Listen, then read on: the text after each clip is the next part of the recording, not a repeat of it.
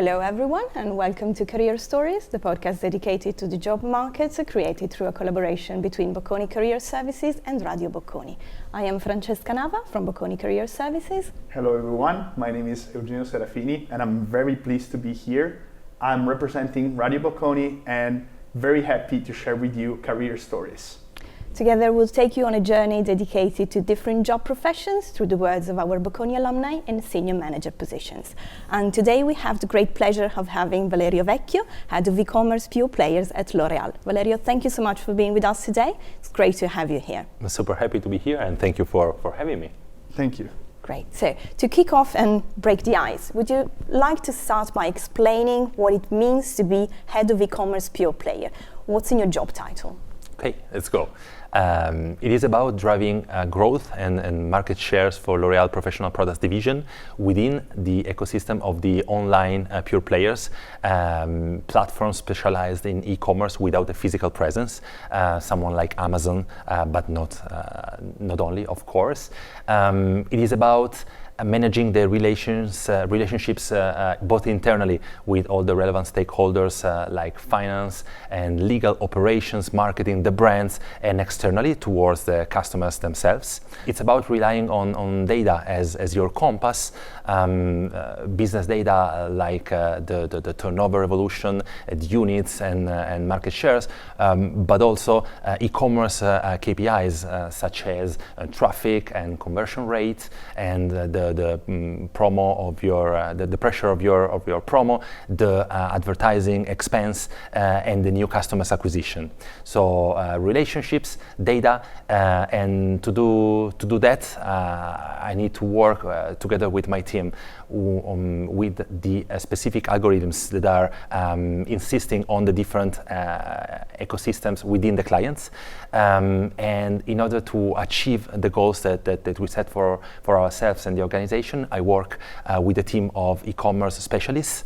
So the most fulfilling part of my day is working with them, mentoring them, selecting them, rewarding them, and ultimately create an environment where they can thrive and we can together be happy and produce growth for L'Oréal. Wow, lots of amazing things. I'm sure it's not easy to summarize what you do on an everyday basis. I'm currently studying and I will soon join the job market.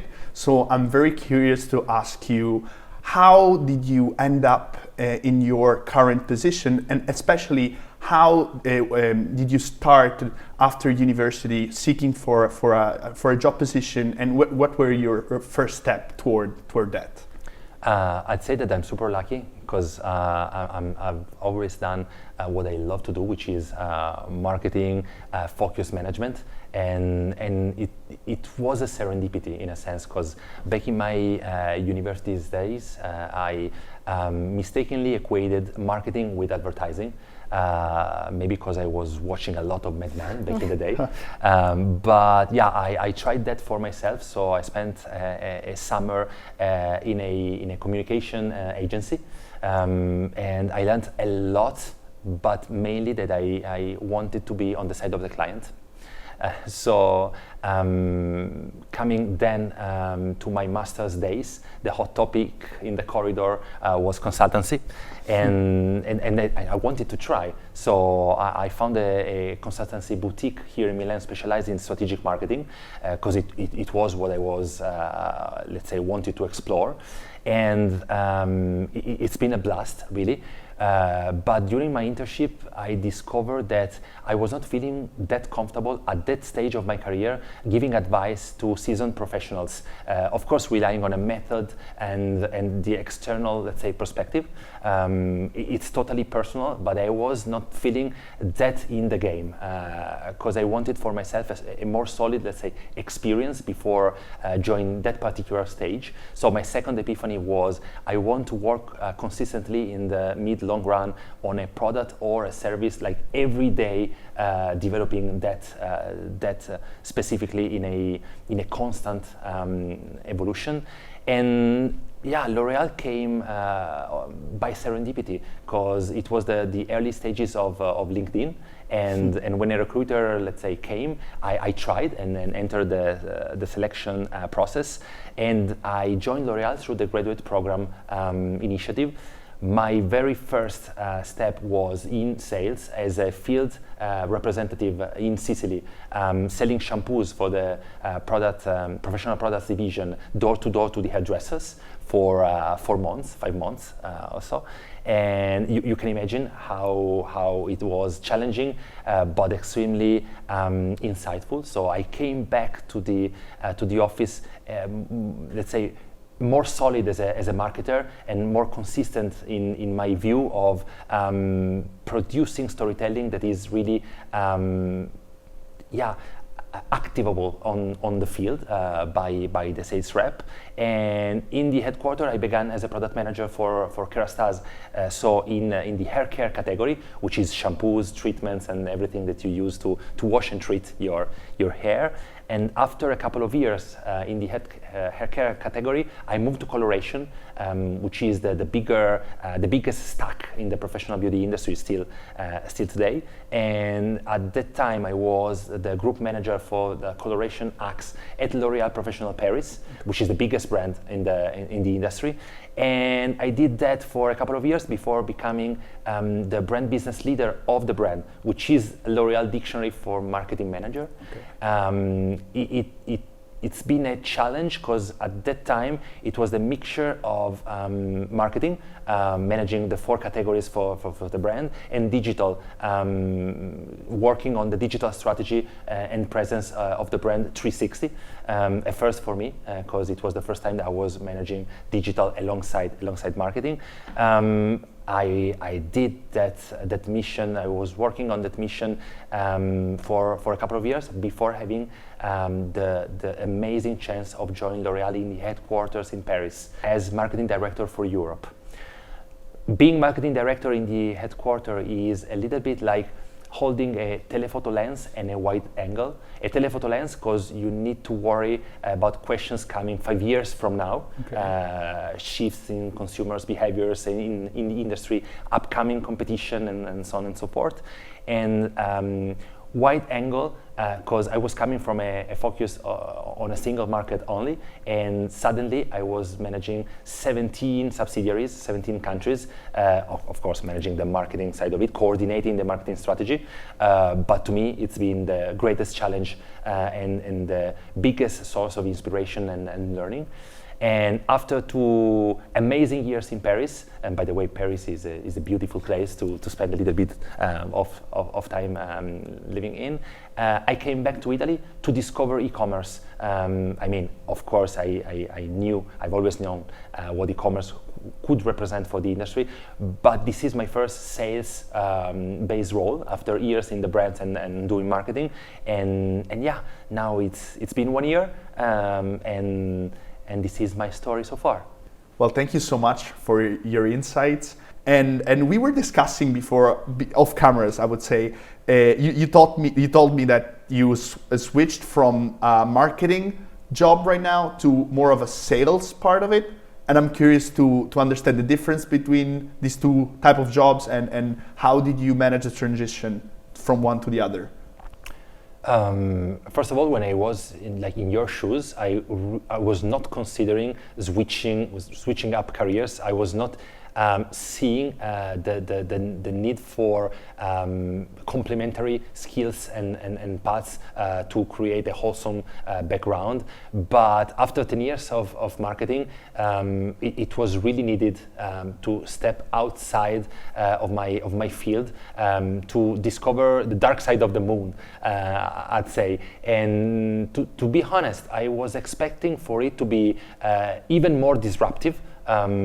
What I discovered, maybe because I spent years relating to sales without really doing it myself, I found a word which is looking at the same things from a different perspective.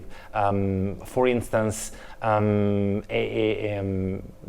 P&L, like an economic background of a product, a brand, is not that different from the economic background of a client. You're looking at the same thing from the perspective of managing the relationship that is, at the end of the day, producing value for yourself and for the brands themselves. So I'd say that the most challenging part is that you are really measurable to the tiny bit of everything you do, because at the end of the day, to create, let's say, a parallel with sports and with football, you can have the best strategy, but at the end of the day, you need to score, and the sales team is the one hopefully scoring a lot of goals.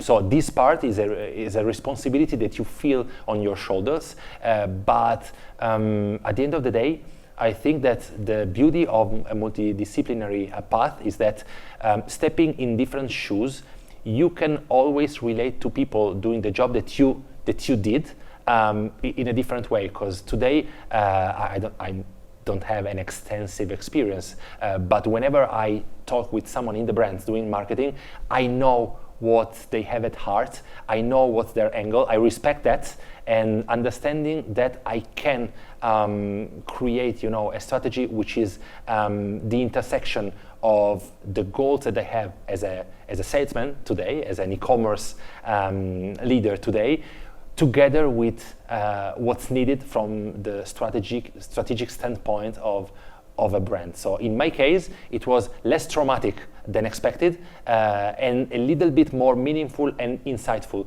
because I can feel all the contact points with everything I did and everything I have around. So it's all about having a vision, but just a slightly different vision than before, leveraging maybe what you had prior. That's very interesting. You phrase it better than me. Thank you. And I wanted to ask you a little bit a question about comfort zone, because I think students a lot of times think about this reality and like how to step into new worlds. So what's your take into stepping out of your comfort zone? Well, I think it is the key of the game, but I also believe that there's a perfect timing for everything. When you are beginning your career, everything is outside of your comfort zone.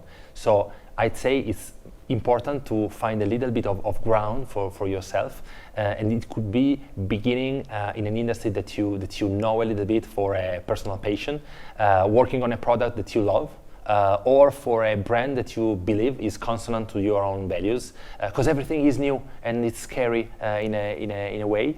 Then while you are developing your own story and your own career, you need additional skills in your backpack, and that's the perfect moment to risk and be bold and to learn something completely new, and to try and experiment, because you have your own method, you have your own network, and the foundation is set.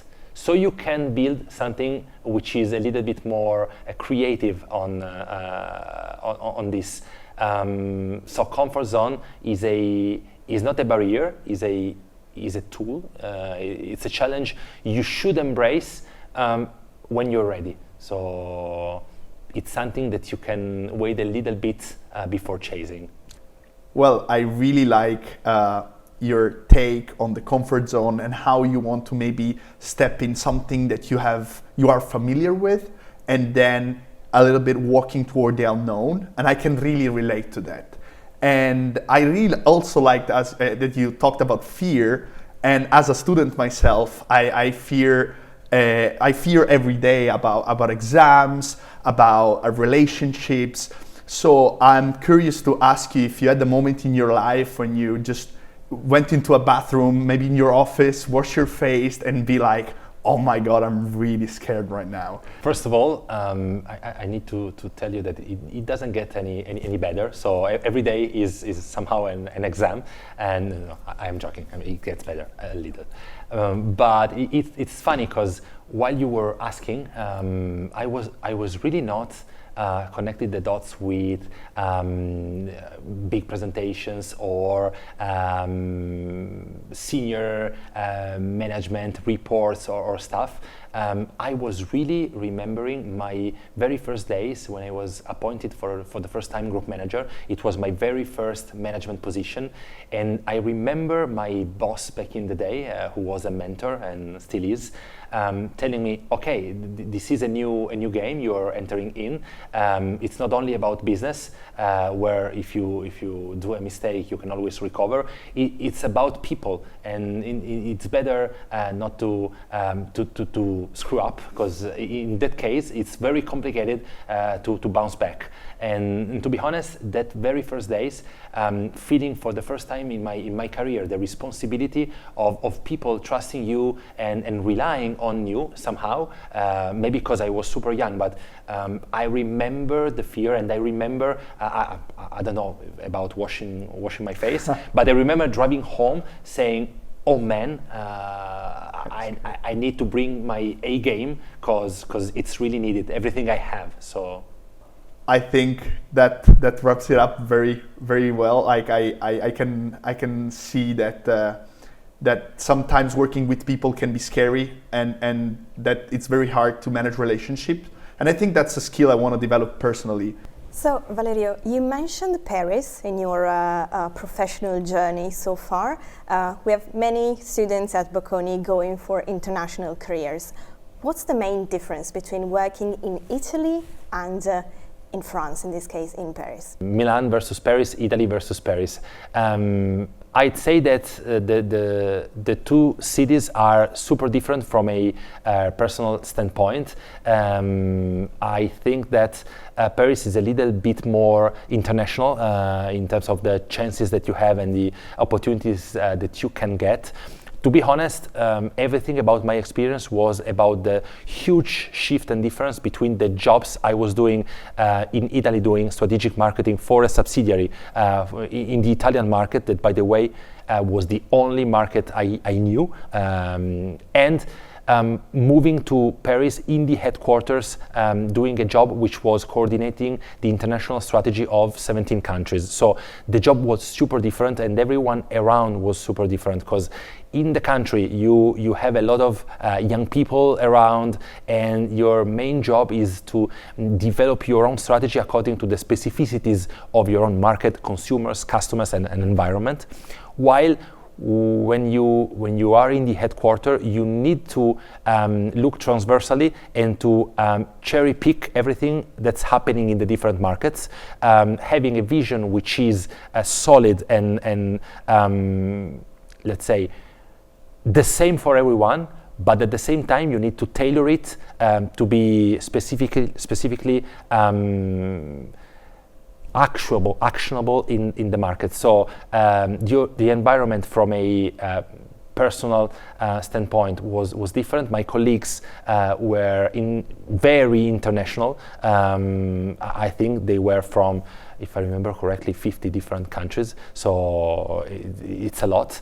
And also the profile of the people around was different, because in the headquarters you have senior people. So I was the youngest, and after, at the time it was 9 years, it was a first to me. It was a little bit new to be the person with less experience around, but at the same time it was challenging, but it was also a spark to step up my game. Thank you for your take on that, very inspiring. Valerio, hearing about your story, I was wondering, I have a curiosity. So if you had the superpower of turning back time, would you redo exactly the same things you did, or is there anything that you would do differently in your career? This is an important question. I'd say that I'm happy with everything that happened and the way it happened and when it came. I think that coming back, I would spend a little bit more time focusing on different experiences in my university's days. I mean, Bocconi's ecosystem offers so much that, of course, you need to be super strong in your academic path, but you can do a lot of things. And maybe I was a little bit too much caught up in the momentum, racing against time, and having a second chance, I would explore more, because when you enter the job market, you suddenly realize it's much more. Of course, the academic, background that you bring is the most important thing, but all the experiences that you had are making you a stronger professional, a more wholesome partner for everyone around. So yeah, I would have enjoyed a little bit more the run. And second curiosity, when did you realize this was your path? When did it click? I think it clicked the very first days as a product manager, and it never stopped clicking since. I think that marketing is sparking a conversation with the consumers, engaging in a relationship that can impact even a tiny bit their own life, making it a little bit better. At least it's what they believe. And I think that marketing evolves much more in the last 10 years than in the last 100. And so you need to keep up to be in the game, and it's super fun. Very insightful. I am very curious to ask you something. As a student, I think that I'm in the part of my life where I want to develop skills in order to be of value for the job market, and also for personally and for my future life in general. And I'm wondering if you could give us students an insight, a tip on which skill you believe will be very important in the future, let's say 5 years, and which one should I personally develop. I would really like your take on this suggestion. Well, it's not easy. Of course, if you want to become a marketer, you need a mix of quantitative sensitivity and qualitative sensitivity in your personal ratio. But it is a given. You were asking about future-proofing yourself. I think that we are immersed in a super complex environment and very competitive landscape, which is evolving extremely fast. So I'd say curiosity and collective intelligence. Curiosity means being curious about your product and its evolution, your consumers and their own transformations, being curious of everything happening around you in terms of competition and upcoming trends and chances that you could explore. Curiosity keeps you in the game, while the key to winning the game is definitely, at least to me, collective intelligence. I think that the era of champions is over. No one is intelligent enough to navigate this environment. You need to rely on collective intelligence as multiprocessors kind of way approaching the competition. And today organizations are becoming much more diverse and integrated, and a multidisciplinary talent of navigating this complexity is needed. So I'd say, yeah, if curiosity is your way to navigate in this ecosystem and keeping yourself ahead of the game, definitely the killing application to win the challenge is relying on the others and on the tiny bit that everyone can bring to the table to win together.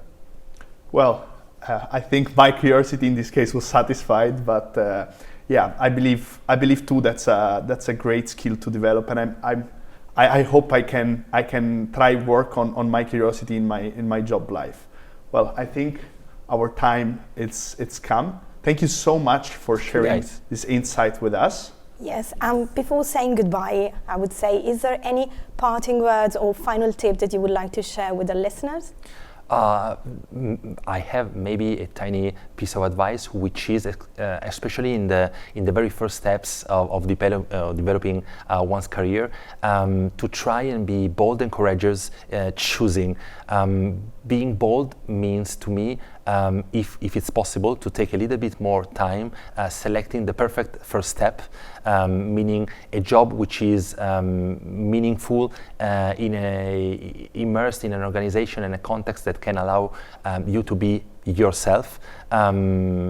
It's much more important to speak and to have a chat with the people holding the position, the hiring managers, to really and deeply learn if the skills that are needed for that particular job are also suiting the development path of you as a young professional. And yeah, the advice sounds like forget the labels. Like it's not the job title which is important, it's much more the job's substance. So is this job helping me learning what I need to learn, and is this job really the perfect first step as an accelerator to everything that's coming in the years ahead? If the answer is yes, definitely go for it 100%. If the answer is maybe, if you can take a little bit more time choosing, maybe it's needed to stop for a while and continue looking. Wow, brilliant. So thank you so much once again, Valerio, for sharing your story. I'm personally amazed by your experience, and I think all of our listeners have. Thank you once again. So we've come at the end of this episode of Career Stories, and thank you to all of our listeners as well, and see you at the next episode of Career Stories. Thank you.